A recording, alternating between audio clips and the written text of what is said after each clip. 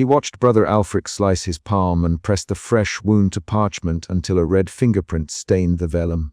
Suspicion pulled at the researcher's jaw as he made a precise note in the margin. Why would a man turn his flesh into script? Suspicion made him tap his pen twice and lift the oil lamp to study the smear pattern. The scene was live in the reconstruction. A dim infirmary, a novice backing from the bench, the rasp of linen. Within 5 sentences the problem stood raw, wounds recorded as writing, faith offered as evidence, and the abbey forced to decide whether Payne could claim authority. He had come to the abbey with chipped spectacles and a leather notebook. He had come because a line in an uncatalogued marginalia suggested a system, not madness. The occult researcher, grey-eyed, hands ink-stained, moved through the archive the way a surgeon moves through a body. He checked the vellum edges. He measured the distance between marks. He demonstrated the scene for the scribe who would later speak in the scriptorium. He preferred short sentences and exact details.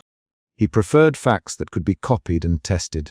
"Brother Alfric," the novice said, voice trembling, "you will scar him for the record." Alfric answered with a slow breath and a tilt of the head. The researcher wrote their exchange precisely.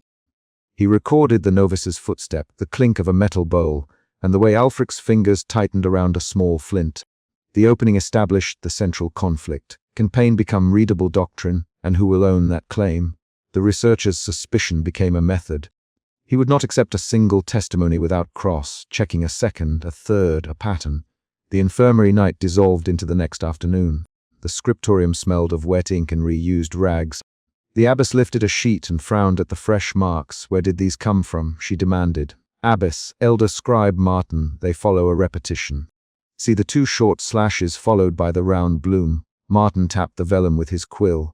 His finger went to the same place the researcher had noted.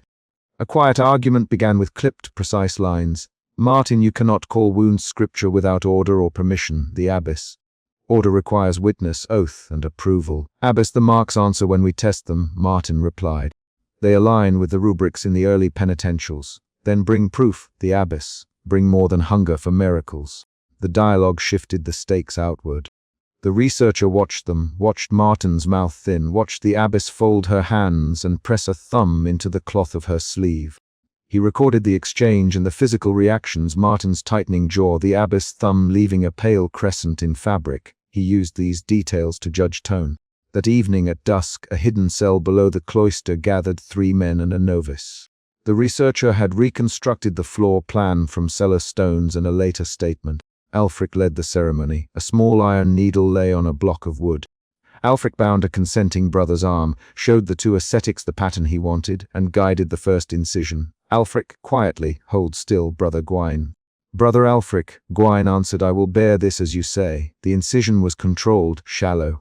Blood welled, and Alfric pressed the tip of his finger to it, then to a prepared slip of parchment. The mark was a short bar. He repeated the motion. The next mark curved.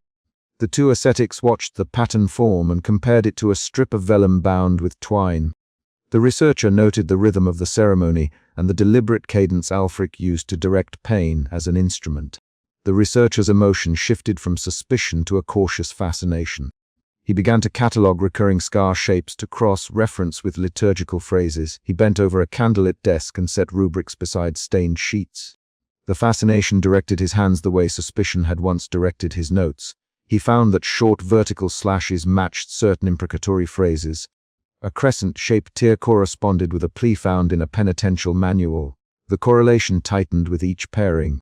The elder scribe, alone in the archival chamber late one evening, found something that changed the shape of the inquiry. He had been combing marginalia when he turned a page to reveal a small diagram drawn in brown ink and red blood. The diagram equated 4 wounds with 4 short psalmic invocations. The elder scribe called for the researcher. "Look, Martin," and his voice lost its carefulness.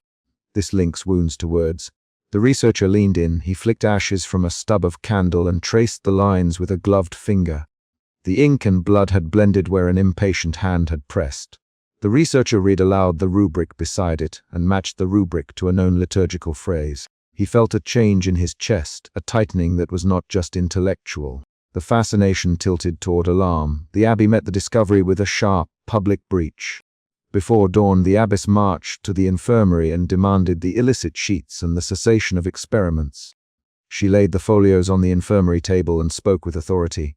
"Alfric, you will stop this now, the abbess. Hand over the sheets and answer for this trespass." Alfric's eyes did not drop. "They are not mine to surrender," he replied. "They are the testimony of the body." The elder scribe stepped forward. "Abbess, we must weigh testimony against rule." The abbess snapped. "Martin, you are the scribe. Decide now." Alfric reached for the nearest folio.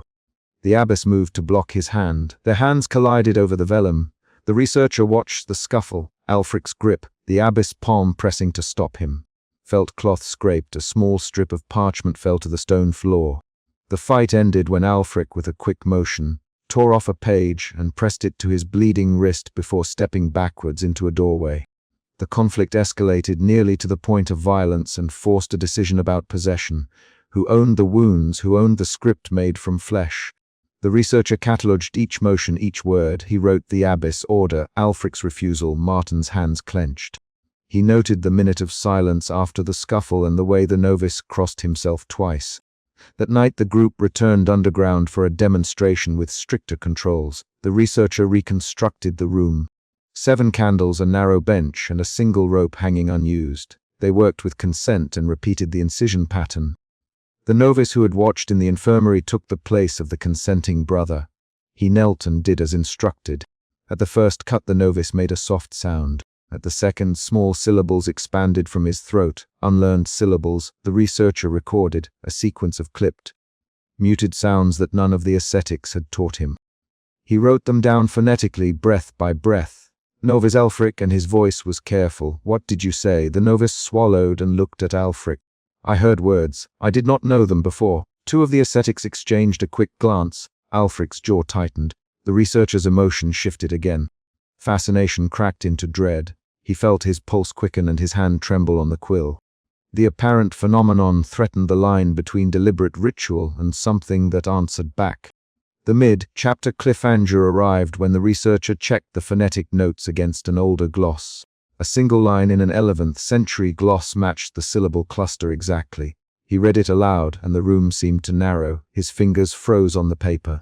The link implied a tradition older than the abbey's own records. The researcher had found a thread leading out of the cloister into a history that predated the abbey's charter. Dawn found Alfric in the courtyard with a crowd gathered. Villagers pressed at the edges like tinder around a small flame. Alfric walked to the center and sat on a bench. He unrolled a strip of prepared linen and opened his sleeve. The crowd leaned forward. The abbess watched from a stone stair. The elder scribe stood with the researcher a few paces away. Alfric drew a small blade across his forearm deliberately. Blood welled in a neat line. He pressed linen to the wound and held the stain up for the crowd. A young scribe in the front row began to copy the pattern. His hand shook. "Look," Alfric in a clear voice. "This is language." "Brother Alfric," the abbess called, "receive a penitent's rite in order, not demonstration." "Abbess," a villager shouted, "what does it mean?" Alfric did not answer the villager. He extended the linen to the scribe. The scribe hesitated, then reached out and touched the damp cloth. He stared and then wrote a single command in the margin of his notebook. His handwriting had the quick slant of shock. The command the scribe wrote broke communal norms. It instructed the villagers to perform a particular sequence of penances that had not been sanctioned by the chapter. The crowd reacted with confusion and fear. A fist banged against a plank. Someone began to cry.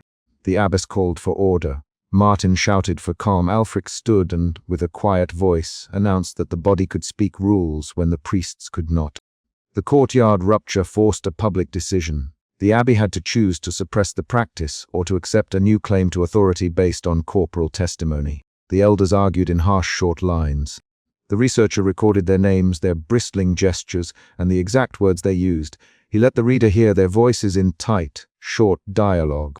"Abbess Martin, if the scribe records this as law, the chapter will fracture." "Martin," the abbess replied, "then you must decide which side you serve."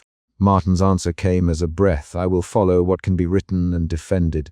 The researcher watched Martin's choice tilt power.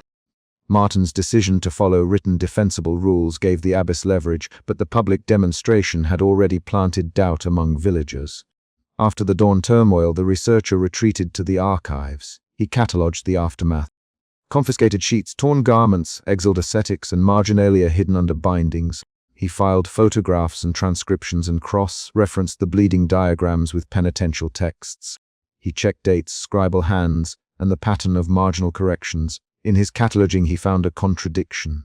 A later gloss, added in a different hand, suggested the practice had once been condemned by an abbot a generation earlier. The addendum was terse. The abbot forbade the reading of flesh as legal testimony.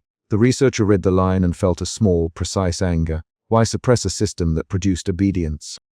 Why elide a method that might have regulated behavior? He arranged the folios on his table in a row. He compared the condemned annotation to the current marginalia. He noticed a variant in the scar pattern, one extra notch that seemed to mark authorship. That small notch altered the reading of the whole system. It suggested that wounds could be encoded and signed. The researcher realized authority might not be divine at all, it could be a human signature hidden in skin. He made a choice. He would not merely prove the correlation. He would trace the authorship thread. He pulled a thin parcel from the crate and examined its binding. He traced the signature notch across 3 different folios. Each time the notch reappeared with the same hesitation in the stroke. He matched the hesitation to a hand recorded in a list of novices who had served the abbey's infirmary 10 years prior. The researcher sent for the list. When the list arrived, a name watched back at him. Brother Alfric, not the same age, but the same name, written twice in different hands a decade apart. The researcher found the repetition and felt a chill that came from certainty rather than dread. He now had a thread that connected the present Alfric to a lineage of practice and to a deliberate addition in the script. He wrote to Martin and asked for the Abbey's chapter minutes. He planned a meeting. He prepared his notes so each sentence would show the chain he had uncovered. His emotion settled into a controlled resolve. Suspicion had become evidence, fascination had become method, and dread had become a protective caution. The stakes were clear. If wounds could be signed, authority could be forged. The final cataloguing that night ended with a small, stinging discovery. A thin strip of parchment, hidden between 2 folios, contained a short plea signed with a blood stain and a single line. Whoever had written it did not address the abbey but a name that matched the older Alfric entry. The plea read as a request. Keep this language safe. The hand trembled in the last stroke. He slid the last blood-marked folio into a locked crate and listened as 3 firm knocks hit the archive door. He paused, closed the crate with his gloved hand, and turned toward the sound. The chapter closes on that tangible interruption. Steps on stone, the scrape of a key, the certainty that the choice next belonged to others who would open the door, or to him who would decide what to show. The problem remained concrete and unresolved in its larger sweep, but the immediate conflict had a clear ledger. Names tied to marks, a public rupture, and a researcher who could now name a pattern he would not unsee. Brother Alfric slammed the blood-stained leaflet onto the lectern, and the knave answered with a single held breath. Suspicion pulled at the researcher's jaw. He had come to observe and left the crossbeam of doubt at his ribs.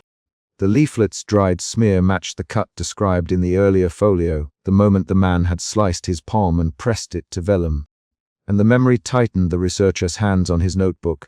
"You forge holy things," young scribe Marcus snapped from the choir stall. The abbot's head turned. A confrontation split the evening service open and revealed the problem at the center of the house. Who claimed authority to turn suffering into scripture? The researcher moved his oil lamp closer and kept his pen poised. He had followed Brother Alfric here because of a previous sighting. Alfric had pressed his palm to parchment until a red fingerprint stained the vellum, and that concrete act refused to let the scholar be neutral. Suspicion was the force that made him stay. He would not leave while someone made flesh into text. Abbot Hildebrand rose and folded his hands until the knuckles whitened. "Marcus," the abbot, voice controlled, "explain yourself." Marcus pushed to his feet so quickly his stool scraped. "This is not scripture, Marcus." He burns, he cuts. "These marks are not divine." Marcus held up his lamp to the leaflet. The congregation leaned in. A single nail, scar image pressed and smeared, sat like accusation on the vellum. The researcher watched Alfric's hands. Alfric did not flinch. He set his shoulders unhurried, and when he spoke his voice was low. "I hold what answers, Alfric. The wounds teach us how to reply." The statement landed and made a new problem. An ordinariness to the extraordinary, a frame for the inexplicable that could be taught or copied, and an ancient private practice now wore the shape of a public claim. The abbot demanded an explanation, and the chapter dissolved into argument. The researcher walked down the aisle. His leather-bound notebook thudded against his hip. He watched Marcus argue for the Codex and Alfric for the living page of flesh. Each line of speech pushed the mood from curiosity into active danger. When the abbot ordered Alfric to stand aside, Alfric folded his hands and remained utterly calm, which unsettled the researcher more than any shout. After Vespers, the cloister garden smelled of damp stone and pressed herbs. Lanterns swung with slow motion in the walled night. The researcher pulled Alfric along by the elbow and they walked in narrow light. The researcher wanted proof that this was not delirium or cruel performance. Suspicion had to be tested by method. They stopped beneath an arched vine. The researcher Alfric to show him a reading. Alfric unrolled a thin strip of linen, lifted a corner of bandage from his forearm and revealed a neat series of scars. He set his palm on a flat stone and traced the lines with a fingertip. The line across the knuckle is a question of penance, Alfric.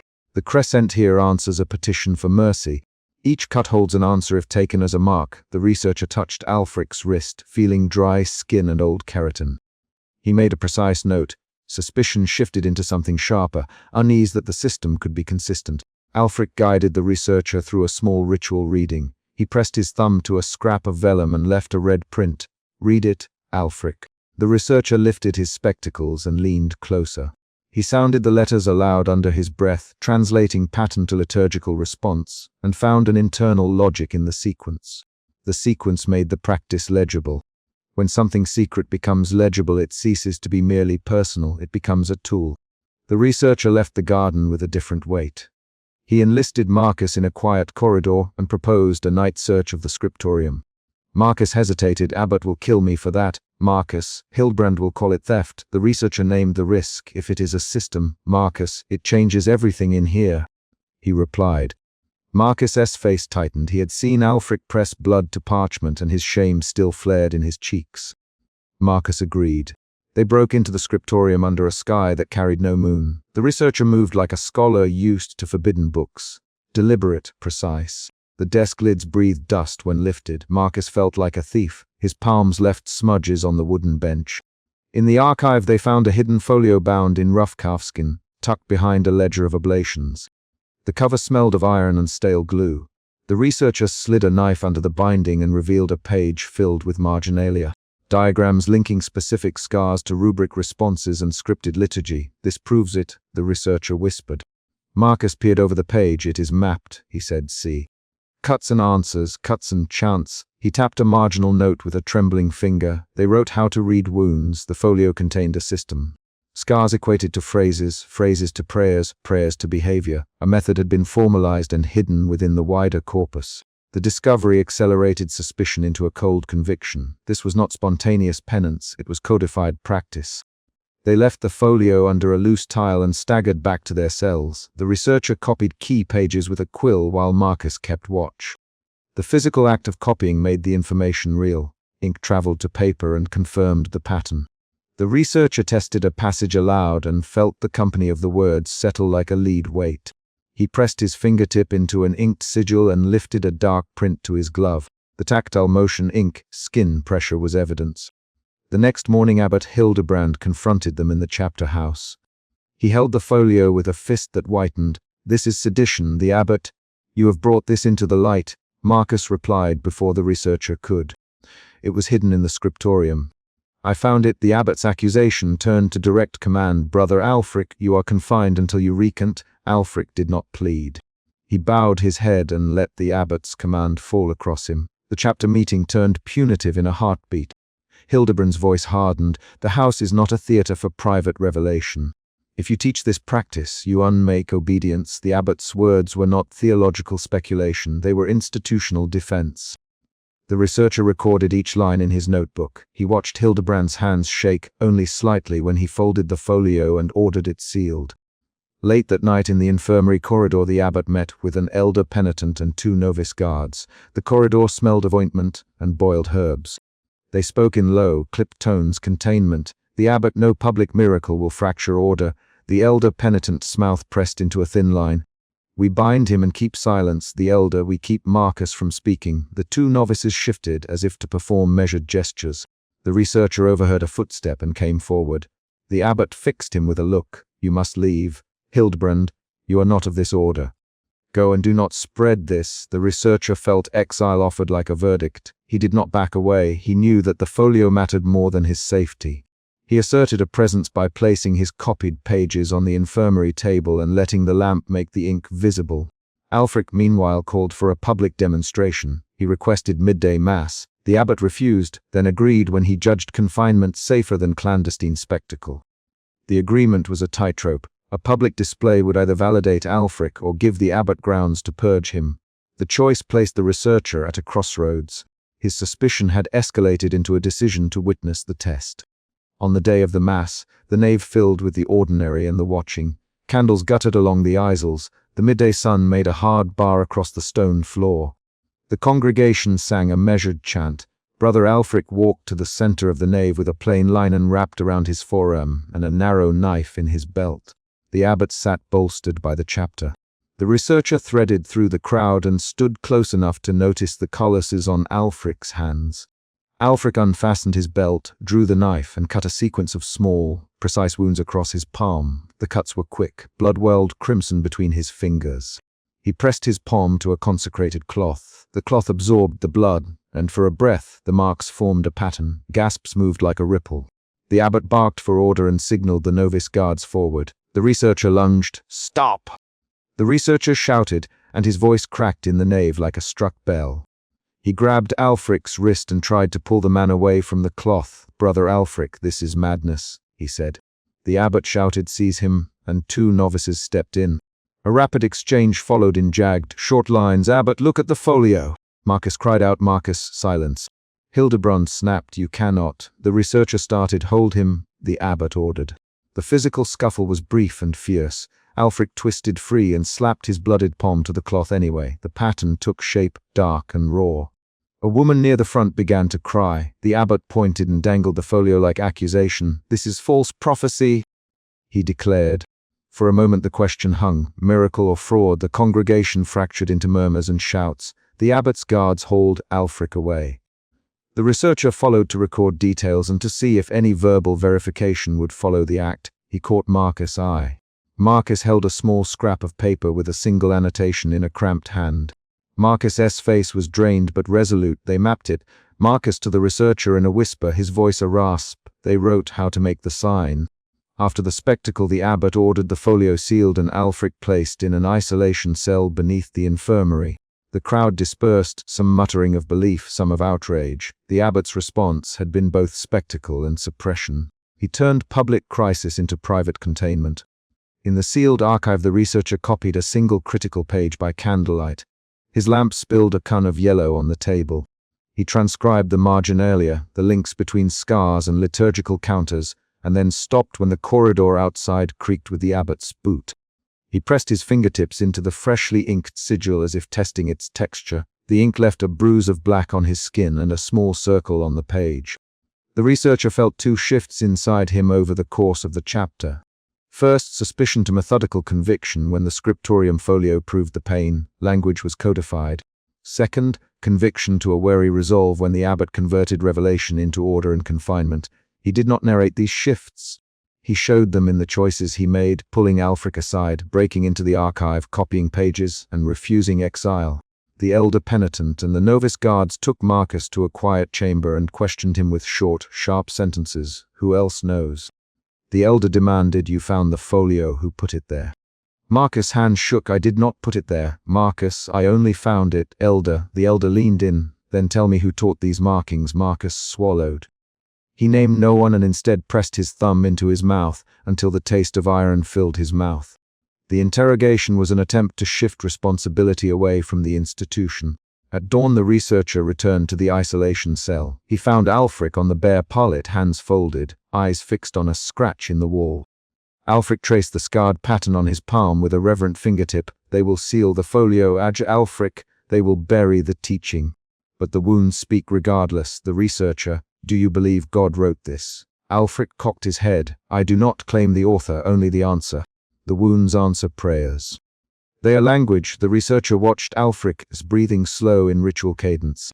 He recorded the tautness in his notes and left with a new sense that the man was not mad but doctrinal. A mid-chapter twist arrived as the researcher compared the folio's notation with Alfric Escar's and found a deliberate discrepancy. An extra mark in the manuscript that Alfric did not bear. The extra mark matched a scratched symbol that the researcher had seen once before on an old psalter in the abbot's private chest. The discovery shifted culpability. Perhaps the practice had institutional roots, or at least the abbot's library had touched it. This revelation changed the researcher's sense of who might benefit from concealment. Confrontation followed. The researcher carried the copied page to the abbot's private study and demanded to know the origin of the extra symbol. The abbot's face curved into careful denial. We catalogue many manuscripts. Hildebrand. Not all marks signify house practice. The researcher pressed a page into the abbot's hands and said, "This symbol appears in both collections." Someone within the house routinized it. The abbot's jaw tightened. "You accuse me?" he asked. They traded short lines, 3 to 6 rapid exchanges. "Abbot, this pattern was taught." The researcher, "You overstep," Hildebrand replied. "You sealed the folio to hide an internal system." The researcher, "We maintain order." Hildebrand countered, "Order at the cost of truth shifts the weight to violence." The researcher. The abbot stood and the room cooled with his movement. Hildebrand ordered Marcus silence under threat of expulsion and commanded the elder to retain the folio within the chapter archives. The researcher watched how power folded into ritual control. Those choices by the abbot and elder penitent turned private theology into institutional threat management. The narrative's final movement pressed inward. The researcher, alone before dawn, copied one page by the smell of wax and ink. He paused, tested the ink with his fingertip, and pressed the inked sigil into the palm of his own hand to see how the skin took the mark. The tactile act made belief and evidence indistinguishable for a beat. He slid the copied page into his notebook and tucked the folio fragment beneath the binding. He heard a bar of footsteps moving down the corridor beyond the study door, a key turning in a lock. The chapter ends with the researcher closing the notebook and standing to meet whatever consequence came with keeping the secret. The immediate problem of the house had been resolved into containment. Alfric isolated, the folio sealed, Marcus silenced. But the copied page traveled under the researcher's coat, like a concealed verdict. He chose to carry knowledge that could either break the cloister's authority or destroy him if discovered. Outside the study, the key turned and someone moved toward the door. He moved without sound between the stone pillars, one hand on the ledger slip as Brother Alfric's palm leaned down and left a blood red print on vellum. Suspicion tightened his mouth. Every step he took felt like another calculation against being seen. The penitents in the ring breathed in time with the scraping of a quill. Someone shifted a rosary and a bead clicked against bone. The problem stood plain. The community had turned wounds into entries, and that ledger decided who answered whose prayers and who obeyed which commands. The occult researcher kept his eyes on Alfric. He had watched the man before. He had watched Alfric slice his palm and press it to parchment until a red fingerprint stained the vellum. The memory of that specific motion still on the researcher's tongue. He did not speak. He counted, photographed, and waited for the precise moment when belief would reveal itself as policy. The crypt's cold bit the back of his neck.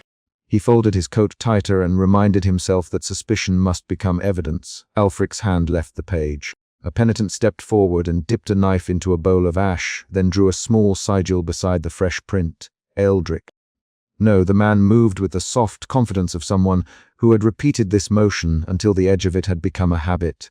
Alfric pressed his head forward and whispered into the ledger's margin. There was no audible reply from the vellum, only the rusted echo of a quill. The researcher crouched behind a low pillar, lifted his notebook, and wrote. A public translation pending. Observe ritual sequence, record actors. The sentence took 3 strokes. He had entered the crypt with a single motive. To see whether the ledger recorded words from God or commands from men. The central conflict was now concrete and immediate. If the ledger encoded obedience, who would read it would own the people as bodies. He had watched Brother Alfric slam a blood-stained leaflet onto a lectern in a prior gathering. That image followed him like a stain. He put the memory into his notes and felt the movement of doubt widen into concern, then into something sharper when Prior Hadrian's shadow crossed the doorway. Prior Hadrian did not cross toward the circle. He stopped at the threshold and watched from the lintel. Hadrian's face held the blunt set of authority. He waited until the last penitent had left, then told Alfric to step aside in a voice measured like a law. "Alfric," he said, "we have to speak of the ledger." Alfric answered with a slow breath and a small nod. Prior Hadrian, Alfric, speak plainly. Their exchange was tight and fast. It left the researcher more sure that the ark was not simple devotion but a dispute over control. The corridor smelled of damp straw and beeswax. When Hadrian closed the chapel doors behind him, he did not lock them. He did not need to. He cornered Alfric under an arch and bared an accusation. You make the brothers bleed for obedience, but you do not bleed with them for prayer. Alfric's fingers smoothed the edge of his robe. I do not force. They come of their own will, he said. His voice was softer than the prior's and bore the rasp of cold and fasting. They come because the ledger answers. The ledger binds them to truth. Hadrian's jaw tightened. The ledger answers only when we choose the question. He took 2 steps closer. Who writes those ranks? Who maps the wounds to commands? Alfric did not meet his eyes. We trace signs. We follow the grammar the saints left us. The argument accelerated into a rapid exchange where Hadrian demanded specifics and Alfric offered doctrine. They traded 3 quick lines of sharp dialogue, Hadrian naming accusation, Alfric naming defense, Hadrian naming consequence. Before the researcher slipped away and found Sister Mera waiting by the chapter house. Sister Mera held a candle and a folded strip of cloth. She looked at him with a face that carried the work of writing ink, stained fingertips, a small nick at her lower lip. The researcher handed her a lamp and said, Mera, the marginalia.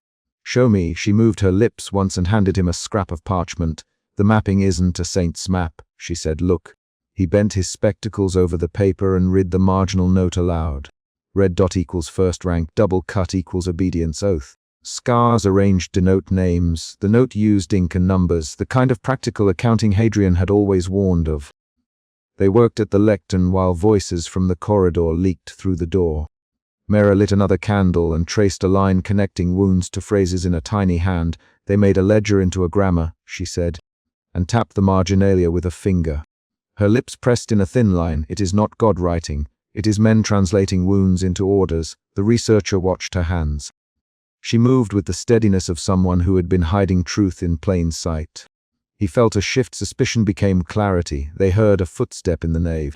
A novice took a page from the scriptorium and tried to close it. Jonan, new and pale, stumbled, dropping his folded leaflet. The sound of paper on stone echoed through the chapter house. The researcher rose and crossed to retrieve the leaflet. Jonan's face had gone white and tight, his hand hovering over the wound on his forearm where fresh bandages trembled. Jonan, the researcher said, give me that. Jonan's voice came out thin. I can't, he said it would speak. The researcher did not answer with theory. He steadied Jonan's wrist and pressed the leaflet flat to read the spidery script. The entry named ranks and listed obligations in blunt sentences. A discovery. The leaflet carried an earlier blood print, a smaller version of the marks the researcher had seen before. The ledger's entries fed the novices with a precise vocabulary of pain. The researcher felt dread travel through him as a physical tightening in his hands. He closed his fist around the leaflet and found his pen again. He felt another emotional shift, clarity to alarm. At dawn, Prior Hadrian announced a translation ceremony.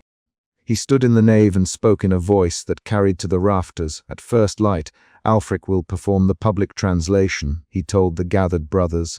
We will bind our meaning to the ledger and allow Scripture to name its faithful. When Hadrian those words, more than one novice shifted.